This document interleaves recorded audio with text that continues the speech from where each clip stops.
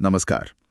आज हम अपने स्रोतों के जरिए भारतीय रेलवे की दुनिया में झांक रहे हैं। जी। कहानी शुरू होती है जॉर्ज स्टीफेंसन से। उन्हें फादर ऑफ रेलवेज भी कहते हैं, है ना? हाँ बिल्कुल। उन्होंने 1814 और 1825 के आसपास वो भाप का इंजन तैयार किया था। सोचिए, स्टॉकटन और डार्लिंगटन के बीच वो पहली ट्रेन चली होगी। जी।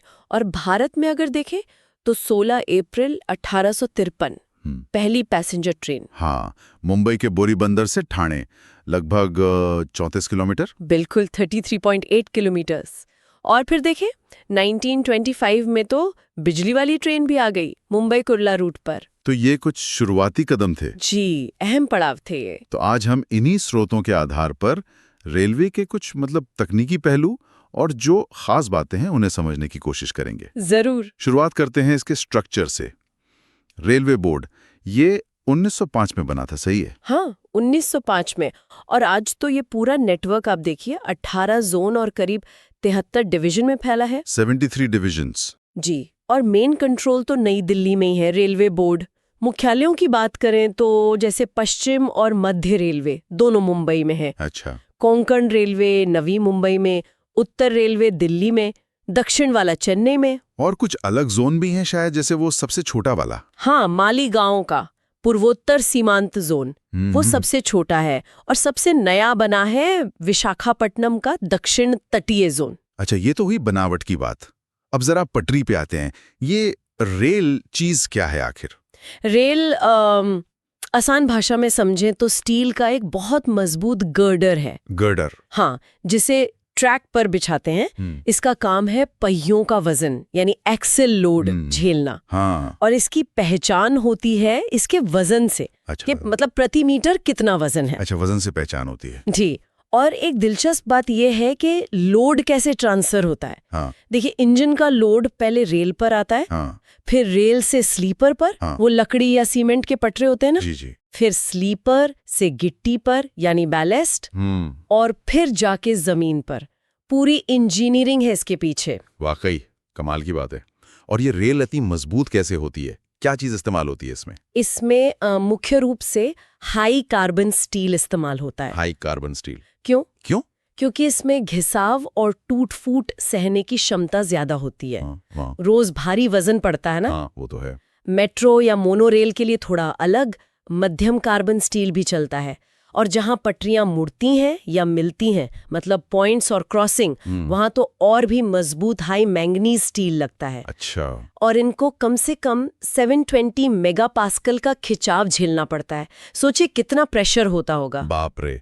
तो कार्बन और मैग्नीज ये दो चीजें इसे ताकत देती हैं। बिल्कुल। ये कठोरता और मजबूती टफनेस और स्ट्रेंथ दोनों बढ़ाते हैं। थोड़ा सिलिकॉन, सल्फर, फास्फोरस भी होता है, पर वो कम मात्रा में। भारत में इन्हें बनाने के लिए ओपन हर्थ या डुप्लेक्स विधि इस्तेमाल होती है। और बनने के बाद इनकी टेस्टिंग भी होती है। Tensile test, falling weight test. अच्छा, टेस्ट भी होता है। ठीक है। अब ये रेल के प्रकार ये भी अलग अलग होती हैं क्या? हाँ, समय के साथ बदली हैं। जैसे शुरू में डबल हेडेड रेल्स थीं। डबल हेडेड मतलब ऊपर और नीचे से एक जैसी। हेड और फुट बराबर। तो जब एक सिरा घिस जाए तो पलट कर लगा दो। अरे वाह, उम्र डबल। हाँ बिल्कुल। फिर आई बुल हेडेड रेल। इसमें हेड बड़ा होता था फुट से। ये पॉइंट्स और क्रॉसिंग पर ज्यादा काम आती थी। और आज कौन सी सबसे ज्यादा दिखती है? आज दिखती है फ्लैट फुटेड रेल। इसे विग्नोलिस रेल भी कहते हैं। विग्नोलिस रेल? जी। ये उल्टे टी शेप की होती है और दुनिया भर में करीब 90% ट्रैक इसी के हैं। भारत में भी ज्यादातर यही है। अच्छा, इसका क्या फायदा है? इसका फायदा ये है कि इसे सीधे स्लीपर पर लगा सकते हैं। वो खास चेयर्स या कीज की जरूरत नहीं पड़ती। तो ये सस्ती भी है, ज्यादा स्थिर और मजबूत भी है। खासकर तेज ट्रेनों के लिए अच्छी है। सही है। अच्छा, अब आते हैं वजन पे। आपने कहा था पहचान वजन से होती है, इसका क्या मतलब है? हाँ, रेल का वजन सीधा जुड़ा है उसकी लोड सहने की क्षमता से। जितनी भारी रेल उतनी ज्यादा मजबूत। ज्यादा वजन सह सकती है। जी। जैसे ब्रॉड गेज पर 52 किलो वाली रेल 130 किलोमीटर प्रति घंटा तक ठीक है, और 60 किलो वाली 160 तक। अच्छा। एक अंदाजा है कि रेल का वजन किलो में, उस पर आने वाले एक्सेल लोड टन में से जोड़ा होता है। समझ गया। और आखिर में एक चीज, ये गेज, ये क्या होता है? ब्रॉड गेज, मीटर गेज, ये सब नाम सुनते हैं। गेज मतलब दो पटरियों के जो अंदर वाले किनारे हैं उनके बीच की सीधी दूरी। अच्छा, पटरियों के बीच की दूरी। हाँ बिल्कुल। भारत में मेनली 3 तरह के गेज रहे हैं। ब्रॉड गेज जो सबसे चौड़ा है 1.766 मीटर। हाँ। फिर मीटर गेज, नाम से ही साफ है 1 मीटर। और नैरो गेज 0.762 मीटर। ये अक्सर पहाड़ी इलाकों में होता था। नैरो गेज पहाड़ों में क्यों? क्योंकि इसे बनाना सस्ता पड़ता था और तंग जगहों पर मोड़ों पर आसानी होती थी। अच्छा, और आजकल मेट्रो में कौन सा गेज है? मेट्रो में स्टैंडर्ड गेज इस्तेमाल होता है 1.435 मीटर्स। ये दुनिया में काफ़ी कॉमन है। एक लाइट गेज भी होता है 0.610 मीटर्स, पर वो बहुत कम है। और एक बात ध्यान रखने वाली है कि गेज जितना चौड़ा होता है बनाने का खर्चा उतना बढ़ता है। हाँ, ये तो है। शायद इसीलिए पहले अलग अलग गेज बनाए गए होंगे। तो आज हमने भारतीय रेलवे के इतिहास की एक झलक देखी, इसका पूरा संगठन समझा और फिर पटरियों के अलग अलग प्रकार, वो कैसे बनती हैं, उनका वजन और सबसे जरूरी ये गेज क्या होता है, ये सब जाना। जी, ये दिखाता है कि रेलवे चलाना कितना जटिल और कमाल का काम है। हर छोटी चीज के पीछे कितनी सोच है। बिल्कुल। और जाते जाते एक सवाल मन में आता है। हमने देखा कि कैसे जरूरत के हिसाब से अलग अलग गेज और रेल बनी।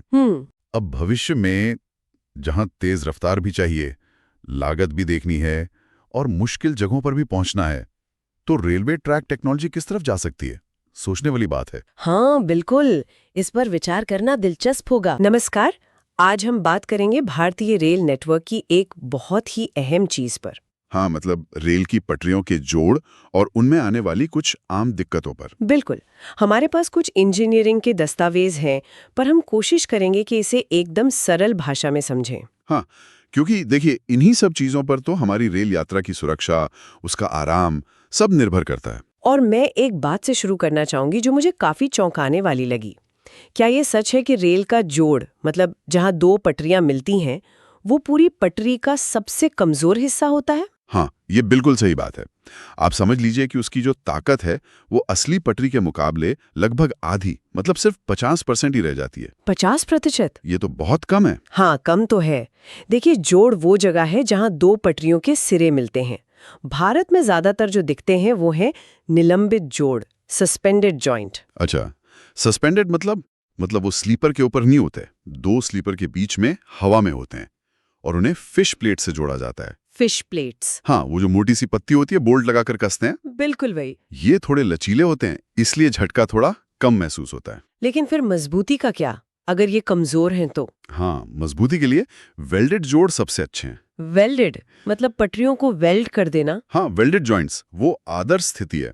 जब पटरियों को पिघलाकर एक कर दिया जाता है तो वो जोड़ लगभग खत्म ही हो जाता है। अच्छा। इसका फायदा यह है कि पटरी का खिसकना, जिसे हम क्रीप कहते हैं, वो कम हो जाता है। क्रीप, ये क्या होता है? क्रीप मतलब पटरी का अपनी जगह से धीरे धीरे आगे या पीछे खिसकना। हम इस पर आएंगे अभी। ठीक है। तो वेल्डिंग से क्रीप कम होती है, पटरी की उम्र बढ़ती है और सबसे बड़ी बात, रख रखाव का खर्चा काफी कम हो जाता है। भारत में इसके लिए ज्यादातर थर्मिट वेल्डिंग का इस्तेमाल होता है। और ये लॉन्ग वेल्डेड रेल, LWR जो कहते हैं? हाँ, LWR, जब बहुत सारी पटरियों को वेल्ड करके एक बहुत लंबी बिना जोड़ वाली पटरी बना देते हैं। कितनी लंबी? ब्रॉड गेज पर 200 मीटर से ज्यादा या मीटर गेज पर 300 मीटर से भी ज्यादा, कभी कभी तो किलोमीटर लंबी भी, उसे LWR कहते हैं। ओह, तो इसमें तो जोड़ बहुत ही कम हो जाते होंगे। बिल्कुल। सोचिए कितने सारे कमजोर बिंदु कम हो गए और सफर भी कितना शांत और आरामदायक हो जाता है बिना उन खटखट के। सही बात है। अच्छा, ये तो हुई जोड़ों की बात। एक और चीज है जो हमेशा सोचती हूँ, ट्रेन के पहिए, वो एकदम सीधे क्यों नहीं होते? वो अंदर की तरफ थोड़े झुके हुए शंकु जैसे है ना? हाँ, उसे कोनिंग ऑफ व्हील्स कहते हैं। पहियों को अंदर की तरफ 1 में 20 का ढलान दिया जाता है। 1 में 20 का ढलान? हाँ, क्यों? इसके कई फायदे हैं। पहला तो पहिया और पटरी कम घिसते हैं। दूसरा, ये पहियों को अपने आप पटरी के सेंटर में रखने में मदद करता है। अपने आप कैसे? हाँ, वो ढलान के वजह से पहिया थोड़ा इधर उधर होता है तो खुद ही सेंटर में आ जाता है। और तीसरा, जो बहुत जरूरी है, जब ट्रेन मोड़ लेती है, हाँ, कर्व्स पर, तो बाहर वाले पहिए को ज्यादा दूरी तय करनी होती है अंदर वाले के मुकाबले। ये ढलान इसमें मदद करता है। अच्छा। और साथ ही मोड़ पर जो बाहर की तरफ धक्का लगता है ना, अपकेंद्रीय बल, सेंट्रीफ्यूगल फोर्स, हाँ हाँ, उसे भी बैलेंस करने में मदद करता है। कमाल की इंजीनियरिंग है। मतलब पहिया खुद ही गाइड होता रहता है और शायद इसीलिए पटरियों को भी थोड़ा झुकाते हैं। बिल्कुल सही पकड़ा। पहियों के इसी ढलान से मैच करने के लिए पटरियों को भी अंदर की तरफ थोड़ा झुकाते हैं। उसे टिल्टिंग या कैंट कहते हैं। ये पूरा सिस्टम मिलकर काम करता है, तभी ट्रेन सही चलती है। ये तो हुई अच्छी बात, लेकिन पटरियों में दिक्कतें भी तो आती हैं। जैसे गर्मियों में हम सुनते हैं बकलिंग हो गई, पटरी टेढ़ी हो गई। वो क्या चीज है? बकलिंग, हाँ, ये गर्मियों की आम समस्या है। होता यह है कि गर्मी से धातु मतलब पटरी फैलती है। हाँ, अगर उसे फैलने के लिए जोड़ों के बीच में जो थोड़ी खाली जगह छोड़ी जाती है, एक्सपेंशन गैप, वो काफी ना हो। अच्छा, वो गैप इसीलिए होता है। हाँ, तो अगर गैप कम है या फिश बोल्ट बहुत ज्यादा कस दिए हैं तो पटरी फैल नहीं पाती। अब वो बेचारी कहीं तो जाएगी। हाँ, तो वो दबाव में आकर साइड से मुड़ जाती है, टेढ़ी हो जाती है। इसी को बकलिंग कहते हैं और ये बहुत खतरनाक है। इससे ट्रेन पटरी से उतर सकती है। तो इससे बचने के लिए गैप ठीक रखना और बोल्ट सही कसना जरूरी है। बिल्कुल। और पटरी के नीचे जो गिट्टी होती है ना, बैलास्ट, हाँ, वो पत्थर, वो भी सही मात्रा में और सही तरीके से बिछी होनी चाहिए ताकि पटरी को अच्छी पकड़ मिले और वो हिले नहीं। ठीक है। अच्छा, एक और दिक्कत आपने बताई थी, क्रीप, पटरी का खिसकना। हाँ, ये बकलिंग से अलग कैसे है? हाँ, क्रीप मतलब पटरी का अपनी लंबाई की दिशा में धीरे धीरे आगे या पीछे सरकना। बकलिंग तो अचानक होती है, दरगी से टेढ़ी हो जाती है। और क्रीप धीरे धीरे होती है। हाँ, क्रीप धीरे धीरे होती है। ये क्यों होती है? इसके दो कारण माने जाते हैं। एक तो जब ट्रेन चलती है तो पटरी में एक लहर जैसी बनती है, वेव एक्शन। अच्छा, दूसरा, जब पहिए जोड़ों पर टकराते हैं बार बार तो उससे भी पटरी आगे खिसकती है। इसे परकशन थियरी कहते हैं। तो इसका पता कैसे चलता है और क्या ये भी खतरनाक है? इसको मापने के लिए क्रीप इंडिकेटर लगे होते हैं। और हाँ, अगर ये ज्यादा हो जाए, जैसे ब्रॉड गेज पर 150 mm से ज्यादा, तो खतरनाक हो सकता है। क्यों? क्योंकि इससे पटरियों के बीच की दूरी गेज वो बिगड़ सकती है। स्लीपर अपनी जगह से हिल सकते हैं। तो इसे रोकते कैसे हैं? इसके लिए एंटी क्रीप एंकर लगाते हैं। वो पटरी को स्लीपर के साथ कसकर पकड़ लेते हैं और स्लीपरों को पास पास बिछाते हैं, मतलब स्लीपर डेंसिटी बढ़ाते हैं। समझ गई। और आखिर में पटरियों का घिसना, वो तो होगा ही इस्तेमाल से। हाँ, वेयर या घिसाव तो होता ही है। इसके लिए भी नियम है। अगर पटरी घिसते घिसते उसका वजन उसके असली वजन से 5% कम हो जाए। सिर्फ 5%? हाँ, 5% कम होने पर उसे मेन लाइन से हटाकर ब्रांच लाइन या साइडिंग वगैरह में इस्तेमाल कर सकते हैं, जहाँ ट्रैफिक कम हो। और अगर ज्यादा घिस जाए तो? अगर घिसाव 10% तक पहुंच जाए तब उसे बदलना ही पड़ता है। फिर वो किसी काम के नहीं रहती। ये घिसाव कहाँ ज्यादा होता है? ये पटरी के ऊपर की सतह पर होता है, साइड में होता है, खासकर मोड़ पर, और जोड़ों के पास पटरी के सिरों पर भी ज्यादा घिसा होता है। तो हमने आज काफी कुछ समझा। रेल के जोड़ कितने अहम है, वेल्डिंग कितनी फायदेमंद है, पहियों का वो खास डिजाइन क्यों है, और ये बकलिंग और क्रीप जैसी समस्याएं क्यों और कैसे होती हैं। बिल्कुल, ये सब छोटी छोटी लगने वाली तकनीकी बातें मिलकर ही हमारी इतनी बड़ी रेल व्यवस्था को चलाती हैं और हमारी यात्रा को सुरक्षित बनाती हैं। सही कहा। तो चलिए श्रोताओं के लिए एक सवाल छोड़ते हैं। सोचिएगा कि जैसे जैसे हमारी ट्रेनें और तेज होंगी, मालगाड़ियां और भारी होंगी और शायद मौसम भी ज्यादा अजीब होता जाएगा। हाँ, ये तो हो ही रहा है। हाँ, तो भविष्य में इन रेल पटरियों और उनके जोड़ों को और बेहतर और मजबूत बनाने के लिए हमें किस तरह की नई टेक्नोलॉजी या नए आइडियाज की जरूरत पड़ेगी, इस पे जरूर सोचिएगा। नमस्कार। नमस्कार। आज हमारे पास रेलवे ट्रैक के ज्यामितीय डिजाइन पर कुछ बड़े इंटरेस्टिंग तकनीकी दस्तावेज हैं। जी, तो चलिए इनको थोड़ा खोलते हैं, समझते हैं कि पटरियां बिछाते वक्त सुरक्षा और एफिशिएंसी का ध्यान कैसे रखा जाता है। बिल्कुल। और ये देखना बड़ा दिलचस्प है कि कागज पर जो लाइनें खींचती हैं वो असल में जमीन पर कैसे उतरती हैं, मतलब ट्रेनों को रास्ता कैसे दिखाती हैं। हाँ, हम देखेंगे कि भाई ट्रैक बिछाने से पहले सर्वे कैसे होते हैं, ग्रेडियंट्स यानी ढलान कितने टाइप की होती हैं, और ये जो मोड़ आते हैं उनका क्या साइंस है। तो सर्वे से ही शुरू करते हैं। जी। ये दस्तावेज बताते हैं कि 4 मेन तरह के सर्वे हैं। ट्रैफिक, अवेक्षण यानी रेकी वाला, फिर प्रिलिमिनरी और डिटेल्ड। तो अवेक्षण वाला पहला स्टेप हुआ। हाँ, अवेक्षण को आप समझ लीजिए कि इलाके की पहली नजर है, मतलब मिट्टी कैसी है, कहीं पहाड़ या तालाब तो नहीं है आसपास। इससे एक मोटा मोटा आइडिया लगता है रास्ते का। अच्छा। प्रिलिमिनरी सर्वे में थोड़ा और डिटेल में जाते हैं। थियोडोलाइट, टैकोमीटर जैसे इंस्ट्रूमेंट्स यूज होते हैं। ज्यादा सटीक नापतोल होती है। और इसी बेसिस पर फिर वो परमानेंट वे यानी पटरी, स्लीपर, गिट्टी, वो पूरा सिस्टम डिजाइन होता है। ऐसा कि वो ट्रेन का लोड और सफर के झटके झेल सके। ओके। और हाँ, एक जरूरी बात, सेफ्टी के लिए जो ट्रैक का बेस है, मतलब फॉर्मेशन लेवल, वो हमेशा उस एरिया के हाईएस्ट फ्लड लेवल से कम 60 सेंटीमीटर ऊपर रखते हैं। समझ गई। अच्छा, अब ये ढलान या ग्रेडियंट्स ये भी कई तरह के हैं। एक है रूलिंग ग्रेडियंट, मतलब किसी सेक्शन की सबसे खड़ी चढ़ाई। मैदानी इलाकों में ये कम होती है, पहाड़ों में ज्यादा। पर क्या ये हमेशा मतलब सबसे सस्ता ऑप्शन होता है? अच्छा सवाल है। यही पर ना वो मोमेंटम ग्रेडियंट बड़ा इंटरेस्टिंग हो जाता है। Momentum gradient? हाँ, ये रूलिंग ग्रेडियंट से भी ज्यादा स्टीप, मतलब ज्यादा खड़ी चढ़ाई हो सकती है, लेकिन इसकी खासियत यह है कि इसके ठीक बाद ढलान आती है। अच्छा। तो यहाँ ट्रेनें रुकती नहीं हैं, अपनी रफ्तार के मोमेंटम से ही चढ़ाई पार कर लेती हैं। सिग्नल भी नहीं होते यहाँ स्टॉप वाले। तो ये एक तरह की चालाक डिजाइन ट्रिक है। खड़ी चढ़ाई भी पार हो गई और एक्स्ट्रा इंजन भी नहीं लगाना पड़ा, कॉस्ट बच गई। और पहाड़ों में जहाँ बहुत ज्यादा चढ़ाई हो, वहां फिर पुशर ग्रेडियंट होता है, मतलब चढ़ाई इतनी ज्यादा कि पीछे से एक और इंजन लगाना पड़ता है पुश करने के लिए। ओके। और एक और है स्टेशन यार्ड ग्रेडियंट। ये स्टेशनों पर होता है, बहुत ही हल्का सा ढलान। बहुत हल्का? क्यों? ताकि पानी रुके नहीं, बारिश का पानी या सफाई का पानी आसानी से बह जाए। मैक्सिमम 1 में 400, मिनिमम 1 में 1000 तक रखते हैं इसको। अच्छा, ठीक है। और जब ट्रैक सीधा ना होकर मुड़ता है, मतलब कर्व्स आते हैं, हाँ। तब स्पीड का क्या, कम करनी पड़ती होगी? हाँ बिल्कुल।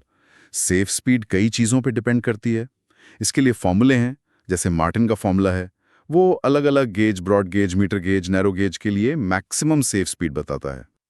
लेकिन कर्व्स पर सबसे जरूरी चीज होती है सुपर एलिवेशन, या जिसे कैंट भी कहते हैं। कैंट मतलब वो जो बाहरी पटरी थोड़ी ऊंची होती है अंदर वाली से? बिल्कुल सही पकड़ा। जब ट्रेन मुड़ती है ना, तो उस पर बाहर की तरफ एक फोर्स लगता है, सेंट्रीफ्यूगल फोर्स। हाँ। कैंट उसी फोर्स को काउंटर करने के लिए देते हैं, ताकि ट्रेन सेफ रहे, पलटे नहीं और यात्रियों को भी ज्यादा झटका या खिंचाव महसूस ना हो। ओके, तो ये कितना उठाते हैं, इसकी कोई लिमिट है? हाँ, लिमिट है। जैसे ब्रॉड गेज पर अगर स्पीड 120 किलोमीटर प्रति घंटे से कम है, तो मैक्सिमम 16.5 सेंटीमीटर तक उठा सकते हैं बाहरी रेल को। और अगर कैंट कम दिया गया हो जरूरत से, मान लीजिए ट्रेन थोड़ी तेज आ गई मोड़ पर? हाँ, तो उसे कहते हैं कैंट डेफिशिएंसी, मतलब कैंट की कमी। अच्छा। इससे यात्रियों को बाहर की तरफ एक खिंचाव सा महसूस होता है, थोड़ा अनकंफर्टेबल लगता है, जैसे कभी लोकल ट्रेन में तेज मोड़ पे लगता है ना। हाँ बिल्कुल। तो इसकी भी एक लिमिट है। जैसे ब्रॉड गेज पर 100 किलोमीटर प्रति घंटे से कम स्पीड के लिए ये 7.5 सेंटीमीटर से ज्यादा नहीं होनी चाहिए। ये कंफर्ट और सेफ्टी के बीच का बैलेंस है। ज्यादा डेफिशिएंसी खतरनाक हो सकती है। समझ गए। लेकिन एक सीधी पटरी से एकदम से गोल मोड़ में घुसेंगे तो जबरदस्त झटका लगेगा, उसे कैसे स्मूथ बनाते हैं? बहुत अच्छा पॉइंट है। उसके लिए होते हैं ट्रांजिशन कर्व्स, संक्रमण वक्र।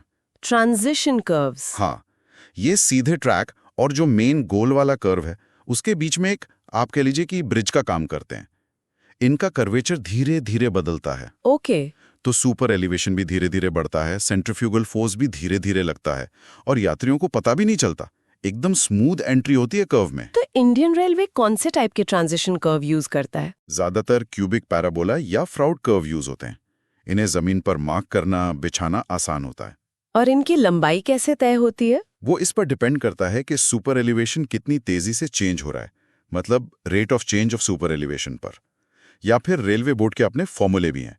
जैसे एक है L = 4.4√R, जहां L लंबाई है और R रेडियस है मेन कर्व का। अच्छा, तो ये ट्रांजिशन कर्व डालने से जो मेन गोल वाला कर्व है उसकी जगह थोड़ी बदल जाती होगी? हाँ बिल्कुल, उसे थोड़ा अंदर की तरफ खिसकाना पड़ता है ताकि ट्रांजिशन कर्व फिट हो सके।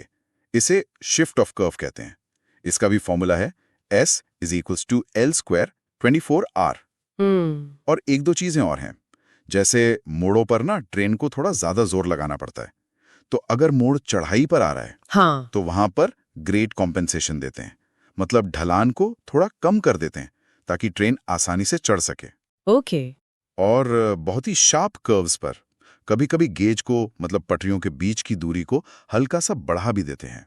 इसे वाइडनिंग ऑफ गेज कहते हैं, ताकि पहिए आसानी से घूम सकें। तो कुल मिला के ये सारे दस्तावेज यही दिखाते हैं कि रेल की पटरी बिछाना सिर्फ सीधी लाइन खींच देना नहीं है, ये तो बड़ी गहरी इंजीनियरिंग है। Speed, safety, cost, passenger comfort सबके बीच एक बहुत ही सटीक ज्यामितीय बैलेंस बनाना पड़ता है। निश्चित रूप से, बिल्कुल सही कहा आपने। जमीन के पहले सर्वे से लेकर कैंट कितना देना है, ट्रांजिशन कर्व कितना लंबा होगा, हर चीज एक दूसरे से जुड़ी है। सब मिलकर एक सेफ और एफिशिएंट सिस्टम बनाते हैं। अगली बार जब हम ट्रेन में सफर करेंगे तो शायद खिड़की से बाहर देखते हुए इन अदृश्य लाइनों और कैलकुलेशंस के बारे में सोचें। हाँ बिल्कुल। और जाते जाते सोचने के लिए एक सवाल छोड़ जाते हैं। जैसे जैसे हाई स्पीड रेल की मांग बढ़ रही है, भविष्य में इन ज्यामितीय डिजाइन के सिद्धांतों को और तेज और सुरक्षित यात्राओं के लिए कैसे बदलना होगा या अडाप्ट करना होगा। नमस्कार। आज हम भारतीय रेल के एक बेहद अहम पहलू पर गौर कर रहे हैं। जी। वो सिस्टम जो ट्रेनों को एक पटरी से दूसरी पर ले जाता है। हमारे पास कुछ तकनीकी दस्तावेज हैं जो इन पॉइंट्स और क्रॉसिंग की बारीकियों को समझाते हैं। बिल्कुल। और ये सिर्फ लोहे के पुर्जे नहीं है जैसा आपने कहा, ये तो एक बहुत ही जटिल इंजीनियरिंग का नमूना है। हाँ, सोचिए, हजारों टन वजनी ट्रेन, वो भी तेज रफ्तार में, और उसे सुरक्षित रास्ता बदलना है। सब कुछ इन्हीं पर टिका है। सही बात है। तो चलिए इसको थोड़ा खोलकर देखते हैं। सबसे पहले पॉइंट्स क्या होते हैं? इन्हें स्विच भी कहते हैं ना? हाँ सही, दस्तावेज यही बताते हैं। पॉइंट्स दरअसल पटरियों का वो हिस्सा है जहां से रास्ते बदलने की कहानी शुरू होती है। शुरुआत होती है, ठीक है। इसमें दो पटरियां होती हैं। एक तो फिक्स रहती है, वो है स्टॉक रेल, और दूसरी थोड़ी पतली टेपर वाली पटरी जो हिल सकती है, वो है टंग रेल। अच्छा, ये टंग रेल ही असल में हिलती है? जी हाँ, यही टंग रेल खिसक कर पहिए को बताती है कि उसे किधर जाना है। भारतीय रेल में ज्यादातर स्प्लिट स्विच ही इस्तेमाल होते हैं। और ये टंग रेल कितना खिसक सकती है, इसका भी जिक्र है दस्तावेजों में। स्विच का अंतराल या थ्रो ऑफ स्विच कहते हैं इसे। हाँ बिल्कुल, ये एक बहुत जरूरी माप है। ये वो अधिकतम दूरी है, मतलब टंग रेल का जो आगे का सिरा है, जिसे टो कहते हैं, वो अपनी जगह से कितना हट सकता है। कितना हट सकता है? ब्रॉड गेज यानी बड़ी लाइन के लिए ये करीब 9 साढ़े 9 से 11.5 सेंटीमीटर होता है। 9 साढ़े 9 से 11.5 सेंटीमीटर। और मीटर गेज या नैरो गेज के लिए थोड़ा कम, 8-9 से 10 सेंटीमीटर। ये दूरी देखिए इतनी होनी चाहिए कि पहिया आराम से मुड़ जाए, पर इतनी ज्यादा भी नहीं कि कोई खतरा हो। समझ गया। ये पहिए के फ्लैंज, मतलब जो पहिए का किनारा पटरी के अंदर रहता है, उसको सही दिशा देने के लिए जरूरी है। बिल्कुल सही, उसे गाइड करने के लिए। अच्छा, तो पॉइंट्स रास्ता दिखाते हैं। फिर टर्नआउट क्या है? ये शब्द भी आता है बार बार।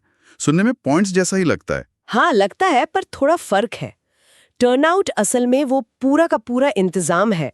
पूरा इंतजाम? हाँ, इसमें पॉइंट्स और उसके आगे आने वाली क्रॉसिंग दोनों शामिल होते हैं। ये वो पूरी व्यवस्था है जो ट्रेन को, मान लीजिए, मुख्य लाइन से किसी ब्रांच लाइन पर ले जाती है, या फिर एक ट्रैक से दूसरे बराबर वाले ट्रैक पर। अच्छा, यानी पॉइंट्स प्लस क्रॉसिंग का पूरा सेट? बिल्कुल। और ये राइट हैंड या लेफ्ट हैंड हो सकता है। वो इस पर निर्भर करता है कि ट्रेन मुख्य ट्रैक से दाईं तरफ मुड़ रही है या बाईं तरफ। दिलचस्प। और दस्तावेज में ये भी लिखा है कि टर्नआउट पर कितने स्लीपर लगेंगे, ये भी तय होता है। जैसे 1 in 12 टर्नआउट के लिए 70 स्लीपर। जी हाँ, ये संख्या बहुत मायने रखती है।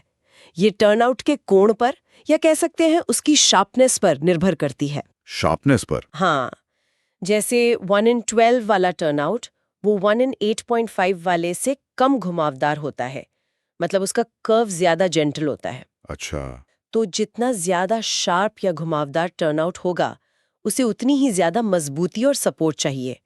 इसीलिए स्लिपरों का पैटर्न और उनकी संख्या खास तरीके से तय की जाती है।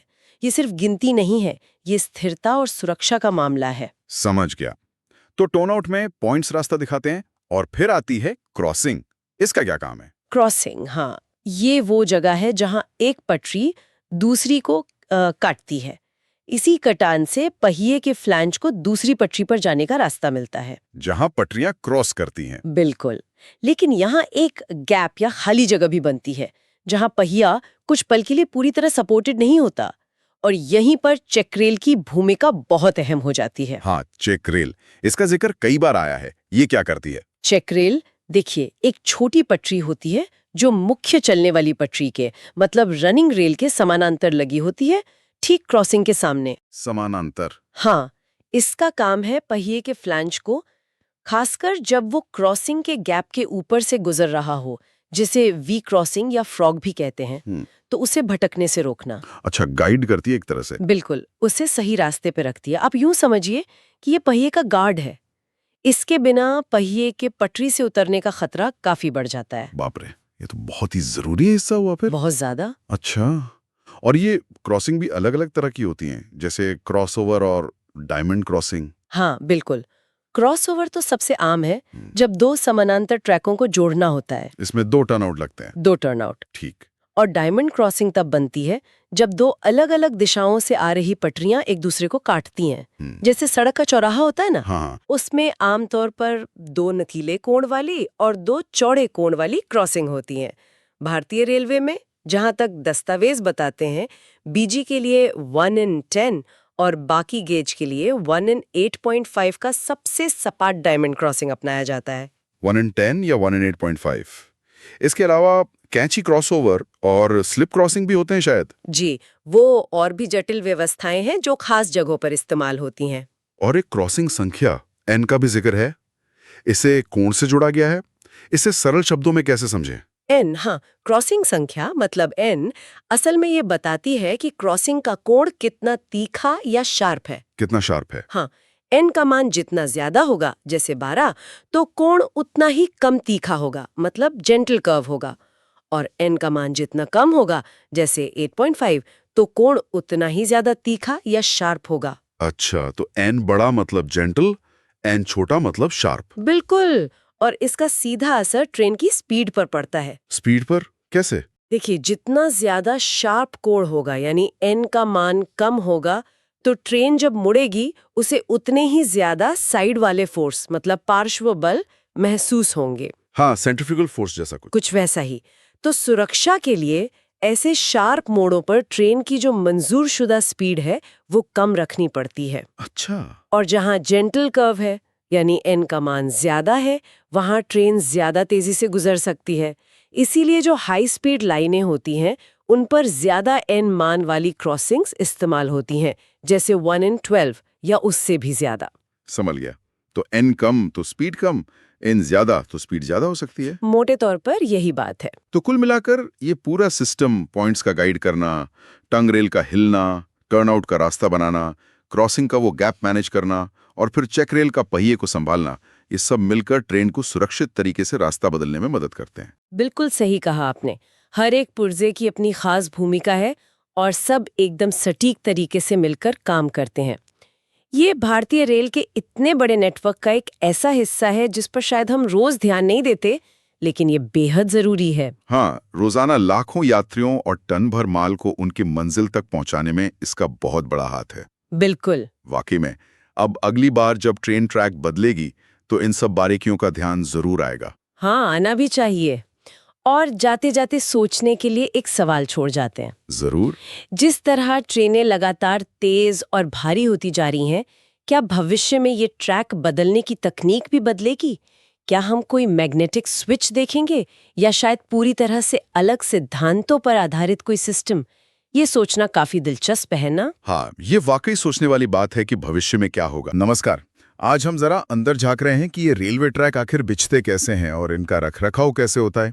हमारे पास कुछ तकनीकी दस्तावेज हैं, तो चलिए देखते हैं कि ये सब कैसे काम करता है। जी बिल्कुल। ये समझना काफी दिलचस्प है कि हमारी रेल यात्रा इतनी सुरक्षित और कुशल कैसे बनती है।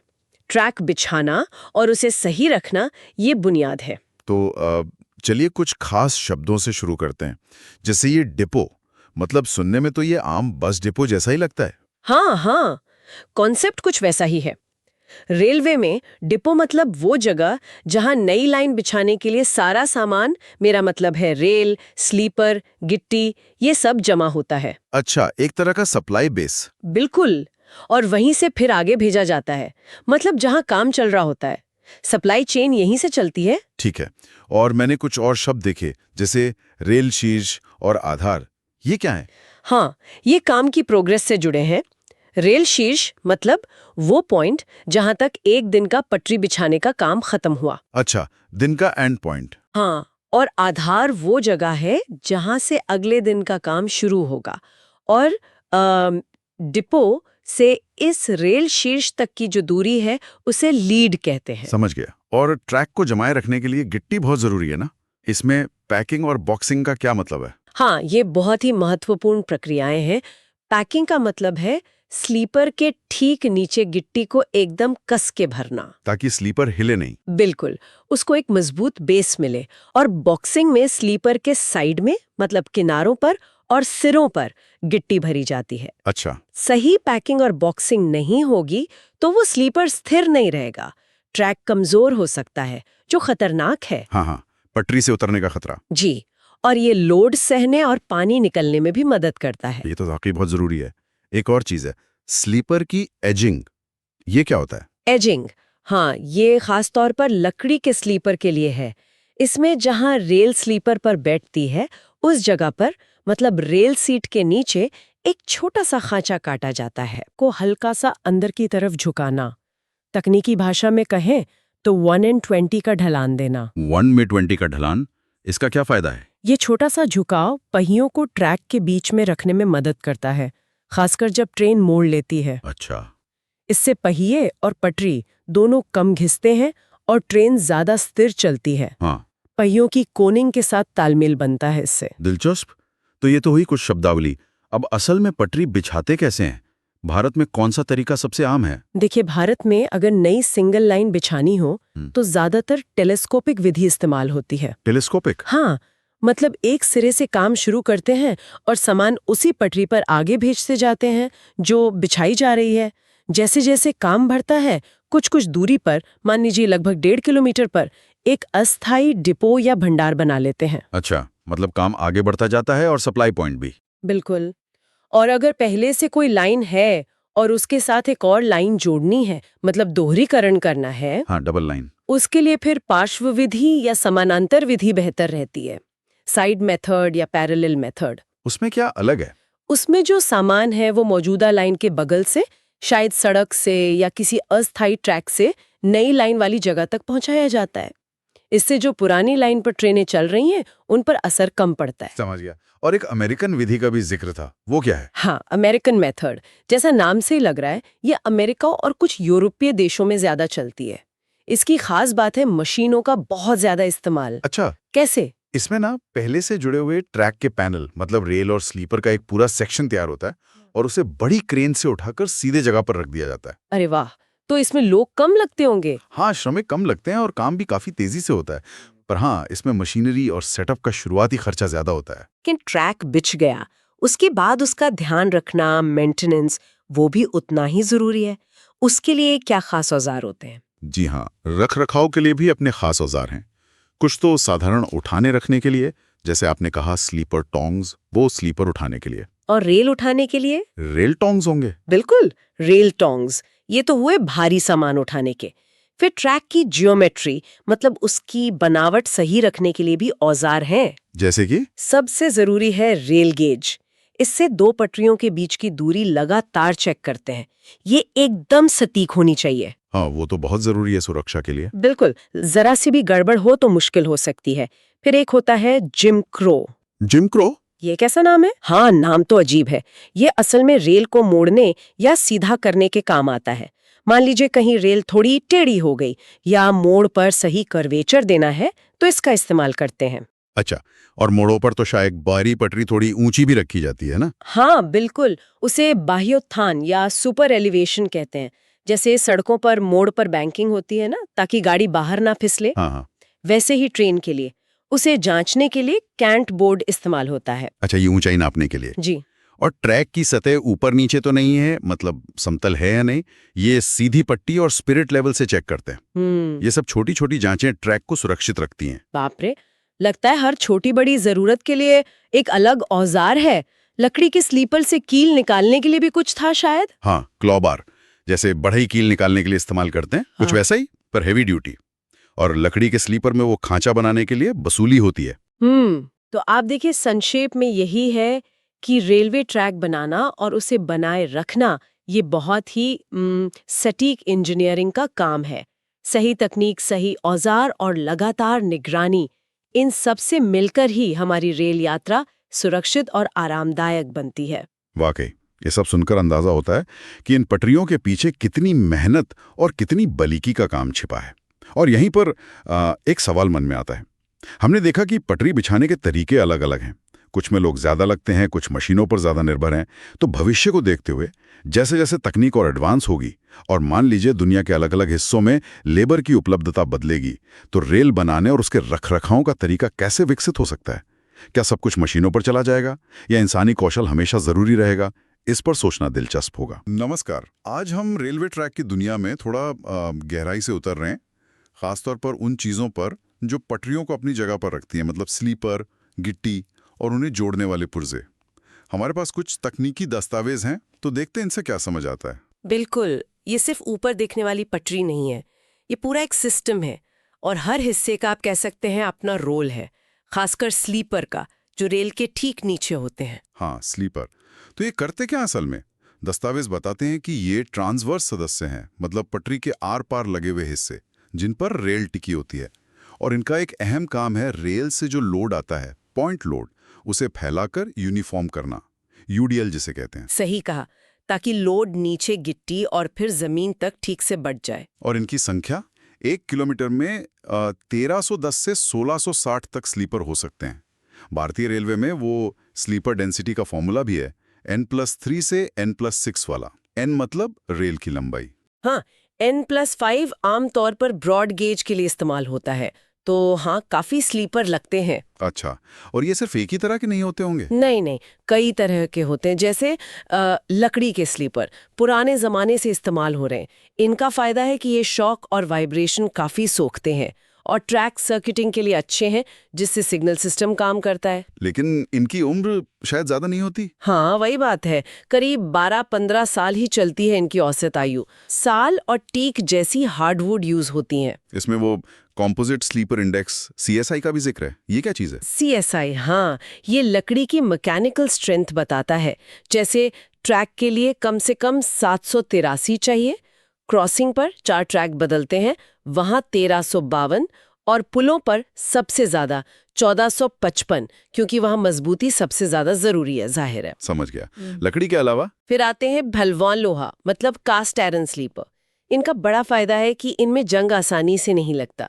भारत में CST-9 टाइप काफी पॉपुलर है। इसमें 2 प्लेटें होती हैं जो एक रॉड से जुड़ी होती हैं। ओके। और आजकल जो सबसे ज्यादा दिखते हैं कंक्रीट वाले। हाँ, कंक्रीट स्लीपर। ये ज्यादातर प्री टेंशनिंग मेथड से बनते हैं, मतलब कंक्रीट डालने से पहले स्टील के तारों को खींचा जाता है। इससे ये बहुत मजबूत हो जाते हैं। इनका मेंटेनेंस कम है और हाई स्पीड ट्रैक के लिए तो ये बेस्ट माने जाते हैं। तो अगर तुलना करें, लकड़ी सस्ते पर रखरखाव ज्यादा, लोहा का स्क्रैप वैल्यू अच्छा और कंक्रीट सबसे टिकाऊ। बिल्कुल सही। कंक्रीट वाले 50-60 साल तक चल जाते हैं, मेंटेनेंस भी कम। शुरुआत में शायद थोड़े महंगे पड़ते हों, पर लॉन्ग रन में फायदेमंद है। तो स्लीपर हो गए। अब बात करते हैं गिट्टी की, यानी बैलास्ट की। ये पत्थर के टुकड़े क्यों जरूरी हैं इतने? अरे, गिट्टी के बिना तो ट्रैक स्टेबल ही नहीं रहेगा। ये कई काम करती हैं। एक तो ये स्लीपर से आने वाले लोड को नीचे बड़े एरिया में फैलाती हैं। दूसरा, ये स्लीपर को अपनी जगह पर पकड़ कर रखती है, दाएं बाएं या आगे पीछे खिसकने नहीं देती। अच्छा, एंकर की तरह। हाँ, बिल्कुल। और पानी की निकासी में भी मदद करती है। प्लस घास फूस को उगने से रोकती है। एक तरह से कुशन और ड्रेनेज सिस्टम दोनों है। इनके साइज भी फिक्स होते हैं क्या? नोट्स में लिखा है लकड़ी कंक्रीट के लिए 50 mm, CST-9 के लिए 40 mm। हाँ, साइज और गहराई दोनों महत्वपूर्ण है। लोड का डिस्ट्रीब्यूशन 45 डिग्री एंगल पर माना जाता है। तो गहराई निकालने का फॉर्मूला भी है, dB = S-W/2। S है स्लीपर स्पेसिंग, W है स्लीपर की चौड़ाई। और एक दिलचस्प बात, लोहे के स्लीपरों को लकड़ी वालों से ज्यादा गहरी गिट्टी चाहिए होती है। ओके, तो स्लीपर हो गए, गिट्टी हो गई। अब इन सबको जोड़ने वाली चीजें, रेल फास्टिंग्स। हाँ, इसमें fish plate, bolt, chair, keys, spikes जैसे नाम हैं। हाँ, ये सब क्या है? हाँ, ये सब मिलकर रेल और स्लीपर को एक साथ रखते हैं। फिश प्लेट तो 2 रेलों के सिरों को जोड़ने के काम आती है। हर जॉइंट पर 2 प्लेटें और 4 बोल्ट्स लगते हैं। और चेयर और कीज? चेयर और कीज पुरानी डबल हेडेड या बुल हेडेड रेल के साथ यूज होती थी। ये रेल को स्लीपर पर सही गेज में रखती थी। और ये स्पाइक्स, कीलें जैसी, dog spike, screw spike, elastic spike, क्या फर्क है इनमें? डॉग स्पाइक सबसे कॉमन है, खासकर लकड़ी के स्लीपर के साथ। पर ये रेल क्रीप, मतलब रेल का धीरे धीरे आगे खिसकना, उसे ठीक से रोक नहीं पाती। स्क्रू स्पाइक की होल्डिंग पावर ज्यादा होती है, लगभग 2 गुनी, और इलास्टिक स्पाइक क्रीप रोकने में बेहतर है। और पेंड्रोल क्लिप, ये काफी सुनने में आता है। हाँ, पेंड्रोल क्लिप, ये मॉडर्न इलास्टिक फास्टनर है। इसे फिट एंड फॉरगेट कहते हैं। फिट एंड फॉरगेट, मतलब एक बार लगा दिया तो बार बार टाइट करने या मरम्मत की जरूरत नहीं पड़ती। ये रेल और स्लीपर के बीच कोई मूवमेंट नहीं होने देती।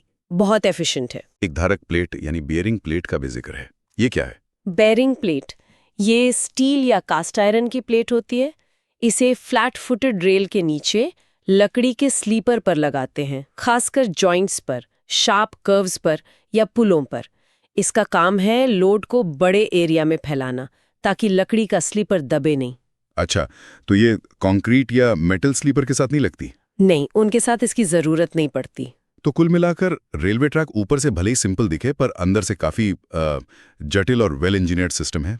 स्लीपर लोड लेते हैं, गिट्टी स्टेबिलिटी देती है, और फास्टनिंग्स सब कुछ जोड़ कर रखती हैं। बिल्कुल, हर चीज का अपना रोल है। लकड़ी, लोहा, कंक्रीट, हर मटेरियल की अपनी जगह है, अपनी जरूरत है। और हमने देखा कि कैसे स्लीपर की डेंसिटी, गिट्टी की गहराई, सही फास्टनिंग का चुनाव, ये सब ट्रैक के परफॉर्मेंस के लिए कितने जरूरी हैं। पेंड्रोल क्लिप जैसी नई टेक्नोलॉजी दिखाती है कि कैसे हम मेंटेनेंस कम करके ट्रैक को और बेहतर बना रहे हैं। सही कहा। इस पूरी बातचीत के बाद एक सवाल मन में आता है, श्रोता भी इस पर सोच सकते हैं कि ये जो अलग अलग मटेरियल हम चुनते हैं, लकड़ी, लोहा, कंक्रीट, इनका हमारे पर्यावरण पर और लॉन्ग टर्म कॉस्ट पर क्या असर पड़ता होगा। ये एक सोचने वाली बात है जो शायद इन तकनीकी दस्तावेजों से थोड़ी आगे जाती है। रेलवे सिग्नल, हम सबने इन्हें देखा है ट्रेन से सफर करते वक्त, पर कभी सोचा है कि इन अलग अलग रंगों और पट्टियों के पीछे कितना गहरा विज्ञान और तर्क छुपा होता है। हाँ, बिल्कुल। आज हमारे पास कुछ दिलचस्प स्रोत हैं और हम इन्हीं के जरिए रेलवे सिग्नलों की कह सकते हैं जटिल भाषा को समझने की कोशिश करेंगे। सही कहा। ये सिर्फ लाइटें या झंडे नहीं है, ये तो पूरी कहानी कहते हैं। बिल्कुल सही कहा। इस स्रोतों में बताते हैं कि कैसे ये सिग्नल मतलब ड्राइवरों से बात करते हैं, ट्रेनों को सुरक्षित रखते हैं और पूरे नेटवर्क को चलाते हैं। हाँ, तो चलिए इन स्रोतों से मिली जानकारी की तह तक चलते हैं, थोड़ा गहराई से देखते हैं कि सिग्नल असल में काम कैसे करते हैं। हाँ जरूर। तो शुरुआत करते हैं इनके प्रकारों से। स्रोतों में जिक्र है कि सिग्नल सिर्फ वो ट्रैक के किनारे लगे खंबे ही नहीं होते हैं ना। हाँ, कई तरह के होते हैं। जैसे कोहरे के सिग्नल्स, फॉग सिग्नल्स जिन्हें कहते हैं, वो खराब मौसम में डेटोनेटर का इस्तेमाल करते हैं। डेटोनेटर मतलब वो पटाखे जैसी आवाज। हाँ बिल्कुल, एक छोटी बम जैसी आवाज वाली चीज। इन्हें ट्रैक मेंटेनेंस वाले लोग जरूरत पड़ने पर लगाते हैं। फिर हाथ के सिग्नल हैं, हैंड सिग्नल्स। अच्छा, झंडियां? हाँ, दिन में हरी और लाल झंडियां, और रात में लैंप।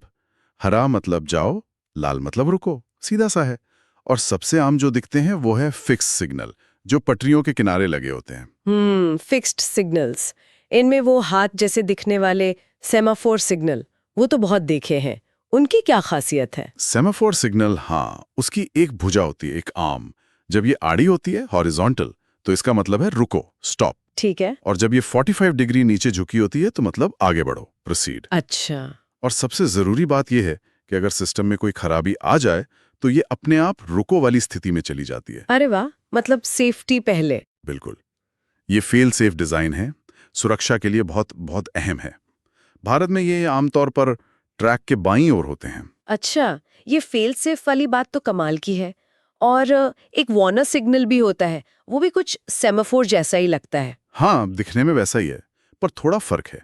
वार्नर सिग्नल की भुजा के सिरे पर एक वी का निशान होता है, मछली की पूंछ जैसा। ओह, अच्छा, हाँ। ये स्टॉप सिग्नल से पहले आता है और ड्राइवर को चेतावनी देता है, मतलब वार्निंग देता है कि आगे वाला सिग्नल किस स्थिति में है। तो ये पहले से बता देता है? हाँ, अगर वार्नर की भुजा आड़ी है तो मतलब आगे जो स्टॉप सिग्नल है वो रुको पर है। अगर झुकी है तो मतलब आगे रास्ता साफ है, आगे बढ़ो का सिग्नल है। और इसमें लाल बत्ती की जगह पीली बत्ती होती है, वो सावधानी या कॉशन का संकेत है। अच्छा, पीली लाइट, ठीक है। तो मतलब ये दोनों मिलकर ड्राइवर को पूरी तस्वीर दिखाते हैं। स्रोतों में इनके मिले जुले संकेतों का भी जिक्र था शायद, कंबाइंड सिग्नल। बिल्कुल बिल्कुल, स्थितियां एकदम साफ हैं। देखिए, अगर स्टॉप और वार्नर दोनों की भुजाएं आड़ी हैं, बोट अप। हाँ, तो ट्रेन को वहीं रुकना है फौरन। ठीक। अगर स्टॉप वाली भुजा झुकी है पर वार्नर वाली आड़ी है, मतलब एक नीचे एक सीधी। हाँ, तो इसका मतलब है सावधानी से आगे बढ़ो, हो सकता है स्टेशन पर रुकना पड़े। ओके।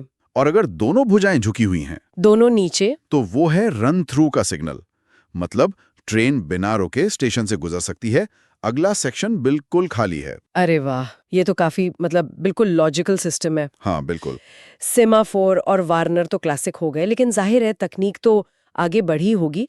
स्रोतों में आधुनिक सिग्नल जैसे कलर लाइट सिग्नल का भी जिक्र है ना? हाँ, कलर लाइट सिग्नल आजकल ये ज्यादातर व्यस्त और जो बिजली वाले रूट्स हैं, इलेक्ट्रोफाइड, उन पर दिखते हैं। अच्छा। ये अक्सर ऑटोमेटिक होते हैं और आमतौर पर हरा दिखाते हैं। लाल तभी होते हैं जब ट्रैक पर आगे कोई ट्रेन हो। इनमें 2, 3 या 4 लाइटें हो सकती हैं जो अलग अलग संकेत देती हैं। एक और प्रकार है डिस्क सिग्नल। गोल डिस्क पर लाल पट्टी होती है। हाँ, देखा है। वो ज्यादातर स्टेशन यार्ड में शंटिंग के लिए इस्तेमाल होता है, मतलब डिब्बों को इधर उधर करने के लिए। अच्छा, शंटिंग के लिए। और लोकेशन के हिसाब से भी तो सिग्नल अलग अलग होते होंगे। जैसे कोई ट्रेन स्टेशन पहुंच रही है तो उसे कौन कौन से सिग्नल मिलते हैं? हाँ, लोकेशन बहुत जरूरी है। सबसे पहले मिलता है आउटर सिग्नल। ये स्टेशन यार्ड का पहला स्टॉप सिग्नल होता है। पहला? हाँ, ये ड्राइवर को आगाह करता है। फिर आता है होम सिग्नल। ये प्लेटफॉर्म से ठीक पहले होता है और स्टेशन में एंट्री को कंट्रोल करता है। यानी घर पहुंचने से पहले वाला सिग्नल। हाँ, कह सकते हैं।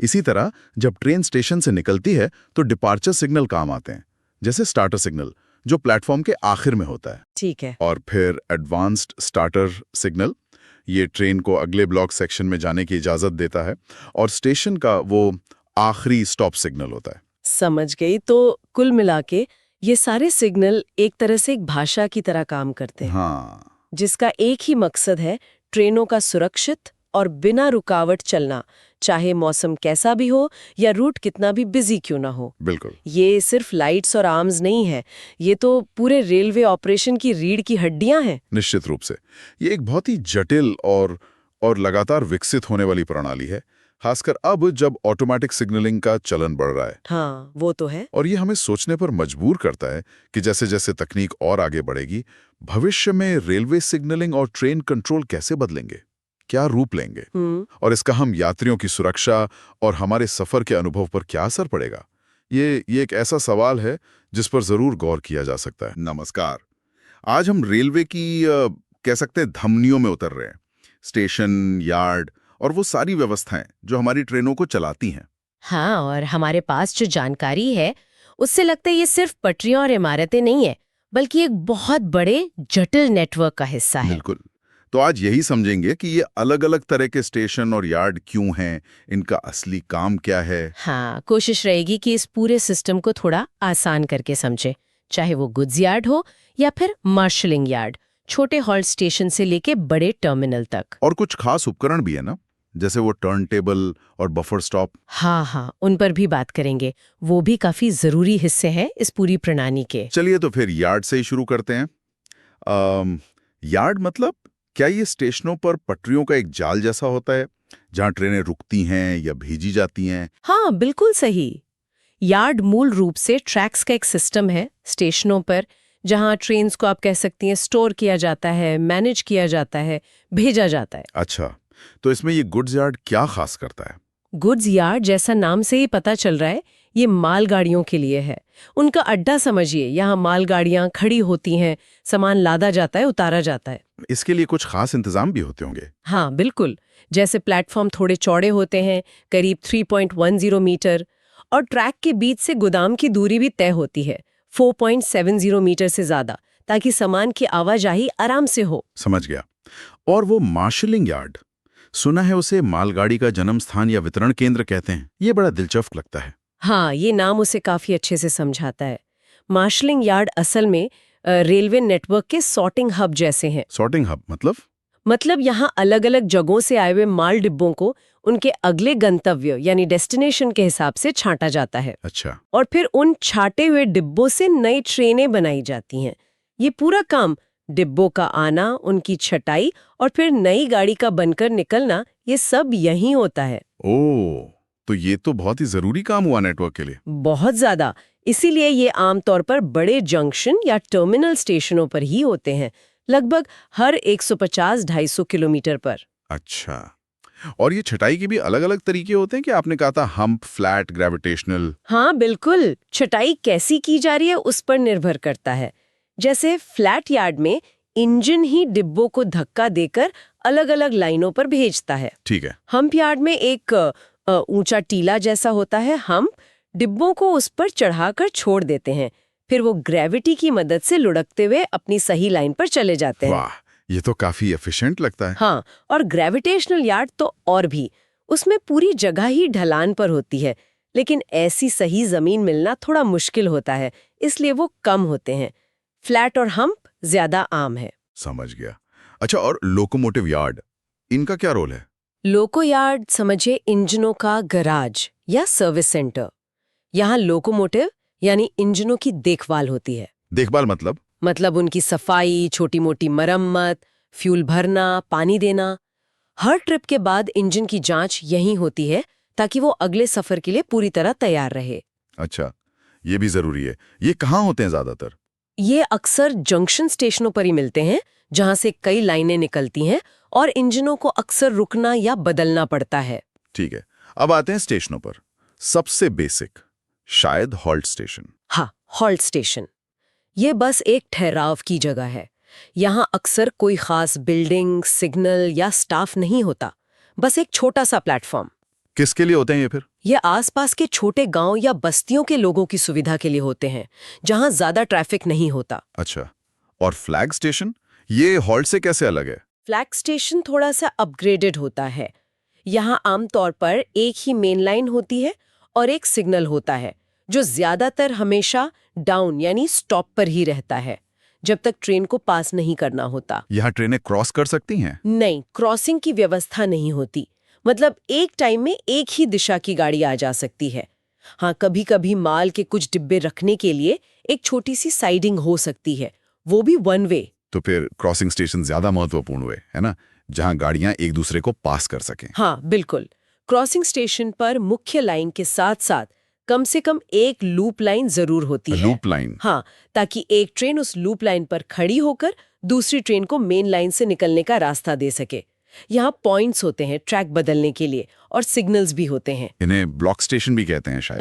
हाँ सही, क्योंकि ये दो स्टेशनों के बीच के ट्रैक सेक्शन को, जिसे ब्लॉक कहते हैं, उसे कंट्रोल करते हैं। टेलीफोन या ब्लॉक उपकरण होते हैं अगले स्टेशन से संपर्क रखने के लिए। सुरक्षा के लिहाज से ये बहुत जरूरी है। बिल्कुल। और फिर आते हैं बड़े स्टेशन, जैसे जंक्शन स्टेशन। हाँ, जंक्शन वो स्टेशन है जहां कम से कम 3 दिशाओं से रेलवे लाइनें आकर मिलती हैं, या जहां से एक लाइन 2 या ज्यादा दिशाओं में बट जाती है। ये तो बड़े हब जैसे हो गए। बिल्कुल, ये नेटवर्क के बड़े केंद्र होते हैं। यहाँ आपको अक्सर लोको यार्ड मिलेगा, माल गोदाम मिलेगा, इंजन बदलने या पानी ईंधन भरने की सुविधा मिलेगी। कभी कभी मार्शलिंग यार्ड भी यहीं होते हैं। और वो टर्न टेबल भी यहीं मिल सकता है? हाँ, जंक्शन पर या बड़े लोको यार्ड में टर्न टेबल होने की संभावना होती है, इंजन की दिशा बदलने के लिए। ठीक है। और आखिर में टर्मिनल स्टेशन, जहां सफर खत्म। सही पकड़ा।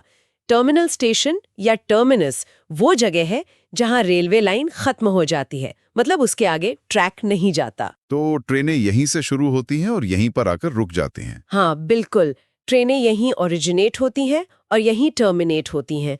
लाइन के एकदम आखिर में एक मजबूत बैरियर लगा होता है, उसे कहते हैं बफर स्टॉप। हाँ, बफर स्टॉप मैंने देखा है, वो ताकि ट्रेन या इंजन आगे ना निकल जाए पटरी से। बिल्कुल, एक तरह का सेफ्टी फीचर है ये। और टर्न टेबल को आपने जिक्र किया था, उसका मुख्य काम क्या है? टर्न टेबल एक घूमने वाला प्लेटफॉर्म होता है। इंजन को उस पर चढ़ाकर घुमाया जा सकता है उसकी दिशा बदलने के लिए। ये कहाँ ज्यादा काम आता है? ये खासकर उन जगहों पर उपयोगी है जहां इंजन को घुमाने के लिए वाई आकार का ट्रैक बनाने की जगह नहीं होती, जैसे कुछ पुराने लोको शेड में या तंग जगहों पर। तो ये सब मिलकर मतलब स्टेशन और यार्ड एक बहुत ही व्यवस्थित प्रणाली बनाते हैं। अच्छा, जानकारी में प्लेटफॉर्म के मानकों और ट्रैक पर पड़ने वाले दबाव का भी जिक्र था। वो कितने जरूरी हैं? हाँ, वो भी बहुत जरूरी है। देखिए, प्लेटफॉर्म की ऊंचाई, चौड़ाई, ट्रैक से उसकी दूरी, ये सब अलग अलग गेज जैसे broad gauge, metre gauge, narrow gauge के लिए तय मानकों के अनुसार बनाए जाते हैं। क्यों? ताकि यात्री सुरक्षित और आसानी से ट्रेन में चढ़ उतर सकें और माल की लोडिंग अनलोडिंग भी सही से हो। यहाँ तक कि प्लेटफॉर्म पर पानी न रुके, इसके लिए हल्का सा ढलान स्लोप भी दिया जाता है, करीब 1/30 का। अच्छा, ये तो काफी डिटेल में सोचा गया है।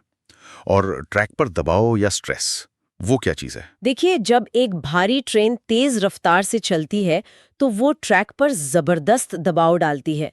उसकी गति, वजन, इंजन का कंपन, पहियों का घूमना, ये सब मिलकर ट्रैक पर कई तरह के बल या स्ट्रेस पैदा करते हैं। जैसे गति का प्रभाव, speed effect, hammer blow, steam का प्रभाव, bending stress, contact stress, formation pressure, कई तरह के। ओहो, ये तो काफी टेक्निकल है। हाँ, ये इंजीनियरिंग का हिस्सा है। जानकारी में इनके कैलकुलेशन के तरीके भी दिए गए हैं। ये सब गणना इसलिए की जाती है ताकि ट्रैक इतना मजबूत बनाया जा सके कि वो इन बलों को सह सके और सुरक्षित रहे। इससे पता चलता है कि ट्रैक समय के साथ कितना खराब हो सकता है और कब मरम्मत की जरूरत है। वाह, तो मतलब रेलवे का ये जो पूरा संचालन है, ये ऊपर से जितना सरल दिखता है, अंदर से उतना ही गहरा और विस्तृत है। बिल्कुल। हमने देखा कि हर तरह के यार्ड और स्टेशन की अपनी एक खास भूमिका है। माल संभालने से लेकर इंजन की देखभाल, यात्रियों की सुविधा तक, और टर्न टेबल, बफर स्टॉप जैसी चीजें इस पूरी मशीनरी को ठीक से चलाने में मदद करती हैं। हाँ, एकदम सही। और ये जो तकनीकी बारीकियां हैं, जैसे प्लेटफॉर्म के आयाम या ट्रैक पर पड़ने वाले बलों का विश्लेषण, ये दिखाती हैं कि रेलवे इंजीनियरिंग कितनी सटीक और कितनी महत्वपूर्ण है सुरक्षित संचालन के लिए। बिल्कुल, ये सोचने पर मजबूर करता है कि दुनिया भर में इतने अलग अलग तरह के रेलवे नेटवर्क हैं, वो आपस में कैसे तालमेल बिठाते होंगे। हाँ, ये एक बड़ा सवाल है। और भविष्य में जो नई टेक्नोलॉजी आ रही हैं, वो इन डिजाइनों को, इन व्यवस्थाओं को और कैसे बदल सकती हैं या बेहतर बना सकती हैं, ये देखना भी दिलचस्प हो। नमस्कार, आज हम पटरी पर दौड़ने वाली ट्रेन की कह सकते हैं अंदरूनी खींचतान को समझेंगे। हाँ बिल्कुल, मतलब एक तरफ वो धागा जो ट्रेन को आगे बढ़ाती है, कर्षण है ना? हाँ कर्षण, और दूसरी तरफ वो रुकावटें जो उसे रोकना चाहती हैं, जिन्हें कर्षण प्रतिरोध कहते हैं। हमारे पास रेलवे इंजीनियरिंग से जुड़े कुछ नोट्स हैं जी, इन्हीं से हम इस संतुलन को समझने की कोशिश करेंगे आज। बिल्कुल। मकसद ये है कि हम मतलब आसान भाषा में समझें कि ट्रेन को खींचने वाला असल जोर क्या है और कौन कौन सी ताकतें, जैसे पहियों की रगड़, हाँ पहियों की रगड़, हवा का दबाव या फिर पटरी की चढ़ाई, ये सब उसकी रफ्तार में बाधा कैसे डालती हैं। तो क्या कभी सोचा है कि एक इतनी भारी भरकम ट्रेन को हिलाने के लिए कितनी जद्दोजहद होती होगी? आइए इसी की परतें खोलते हैं। जरूर। सबसे पहले बात करते हैं उस बल की जो इंजन लगाता है, कर्षण प्रयास, ट्रैक्टिव एफर्ट जिसे कहते हैं। हाँ, ये वो सीधी ताकत है जिससे इंजन अपने चलाने वाले पहियों को, मतलब ड्राइविंग व्हील्स को घुमाता है। अच्छा, ट्रेन को आगे बढ़ाने वाली ताकत। हाँ, ये इंजन की अपनी काबिलियत है, कह सकते हैं। लेकिन यहाँ एक दिलचस्प बात है। क्या? इंजन कितना भी शक्तिशाली क्यों ना हो, एक और चीज है जो तय करती है कि ट्रेन हिलेगी या नहीं। वो है खींचने की क्षमता, हॉलिंग कैपेसिटी। खींचने की क्षमता, ये क्या है? ये असल में पटरी और पहियों के बीच की पकड़ है, घर्षण, फ्रिक्शन। ओह, मतलब अगर पहियों की पकड़ ही कमजोर हो, जैसे मान लीजिए पटरी गीली है। बिल्कुल, तो पहिए वहीं फिसलते रह सकते हैं, चाहे इंजन कितना भी जोर लगा ले। अच्छा, तो ये पकड़ ज्यादा जरूरी हो गई फिर तो। एकदम सही। तो असल में ये पकड़ ही असली बॉस बन जाती है कई बार। ट्रेन तभी ठीक से चलेगी जब इंजन का कर्षण प्रयास इस पकड़ से ज्यादा ना हो। ओके। और ये पकड़ ट्रेन पर लगने वाली कुल रुकावटों से ज्यादा हो। अच्छा, ये थोड़ा जटिल है। टी ज्यादा, HC ज्यादा, कुल प्रतिरोध, कुछ ऐसा? हाँ, मोटे तौर पर यही। तो अब बात करते हैं इन्हीं रुकावटों की, कर्षण प्रतिरोध की। हाँ, ये तो कई तरह की होंगी मुझे लगता है। मुख्य तौर पर इन्हें कुछ हिस्सों में बांट सकते हैं। पहला है ट्रेन प्रतिरोध, RT जिसे कहते हैं। ट्रेन प्रतिरोध। इसमें कुछ रुकावट तो ट्रेन के वजन और पहियों व पटरी की रगड़ के कारण हमेशा रहती है। इसे रोलिंग रेजिस्टेंस भी कहते हैं, चाहे ट्रेन धीमी चले या तेज। ये तो हमेशा रहेगी मतलब? हाँ, और कुछ रुकावटें रफ्तार के साथ बढ़ती हैं। अच्छा, जैसे? जैसे जैसे ट्रेन की रफ्तार बढ़ती है, पहियों और हवा की रगड़ तेजी से बढ़ती है। हवा की रगड़, हाँ ये तो समझ आता है। बिल्कुल, खासकर हवा का प्रतिरोध। सोचिए जैसे तेज रफ्तार गाड़ी से हाथ बाहर निकालने पर हवा का जोर महसूस होता है। ट्रेन के बड़े आकार पर तो ये बहुत ज्यादा होता है। और रफ्तार बढ़ने पर ये और भी तेजी से बढ़ता होगा? हाँ, V² के हिसाब से बढ़ता है, मतलब काफी तेजी से। तो कुल ट्रेन प्रतिरोध इन तीनों का जोड़ है। ये तो हुई ट्रेन की अपनी बनावट और गति से जुड़ी रुकावटें। लेकिन पटरी का मिजाज भी तो असर डालता होगा? जरूर, वो है दूसरा बड़ा हिस्सा, ट्रैक प्रोफाइल के कारण प्रतिरोध। ट्रैक प्रोफाइल मतलब पटरी कैसी है। इसमें सबसे सीधी बात है ढलान, ग्रेडियंट रेजिस्टेंस। अच्छा, चढ़ाई। हाँ, जैसे हमें पहाड़ी पर साइकिल चलाने में ज्यादा जोर लगता है ना, हाँ बिल्कुल। वैसे ही ट्रेन को चढ़ाई पर गुरुत्वाकर्षण के खिंचाव के विरुद्ध काम करना पड़ता है, W sin θ वाला कॉम्पोनेंट। और मोड़, घुमावदार रास्तों पर भी कुछ एक्स्ट्रा रुकावट होती होगी? हाँ, मोड़ पर पहियों और पटरी के बीच अतिरिक्त रगड़ पैदा होती है, उसे वक्रता प्रतिरोध कहते हैं, कर्वेचर रेजिस्टेंस। ये किस पर निर्भर करता है? पटरी कितनी ज्यादा मुड़ी हुई है, यानी डिग्री ऑफ कर्वेचर, और पटरी की चौड़ाई पर भी। ब्रॉड गेज, मीटर गेज के लिए अलग अलग होता है। अच्छा, इसके अलावा ट्रेन को खड़ी अवस्था से चलाना या उसकी रफ्तार बढ़ाने में भी तो अतिरिक्त बल लगता होगा? निश्चित रूप से। वो तीसरा पॉइंट है, शुरू होने और गति बढ़ाने का प्रतिरोध, एक्सेलरेशन रेजिस्टेंस। स्टार्टिंग और एक्सेलरेटिंग। हाँ, रुकी हुई चीज को चलाना या चलती हुई चीज की रफ्तार बढ़ाने के लिए उसकी जड़ता, मतलब इनर्शिया, पर काबू पाना होता है। इसमें एक्स्ट्रा कर्षण प्रयास खर्च होता है। ये भी एक बड़ी रुकावट हुई। हाँ, खासकर जब ट्रेन शुरू हो रही हो या तेजी से स्पीड बढ़ा रही हो। और एक आखिरी चीज, बाहर की हवा। अगर मान लीजिए तेज हवा चल रही हो तो वो भी तो रोकेगी। बिल्कुल, वो चौथा पॉइंट है, हवा का प्रतिरोध, विंड रेजिस्टेंस।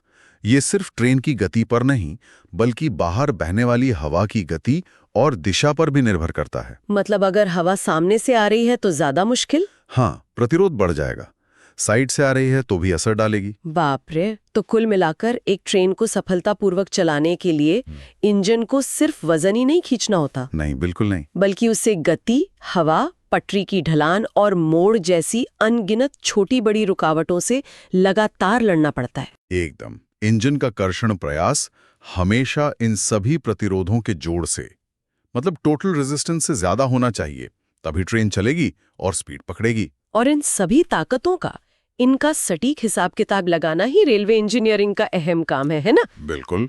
इसी से तय होता है कि कौन सा इंजन किस रूट पर कितनी बोगियों के साथ सुरक्षित और किफायत से चल सकता है।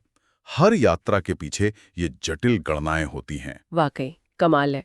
अगली बार सफर करते हुए शायद हम उस इंजन के संघर्ष को थोड़ा और महसूस कर पाएंगे। हाँ, सोचना चाहिए इस बारे में। अच्छा, चलते चलते एक विचार आता है मन में। जरा सोचिए, अगर भविष्य में हम ऐसी कोई तकनीक विकसित कर लें जिससे हवा या पहियों की रगड़ जैसे प्रतिरोधों को बहुत हद तक कम किया जा सके, तो क्या?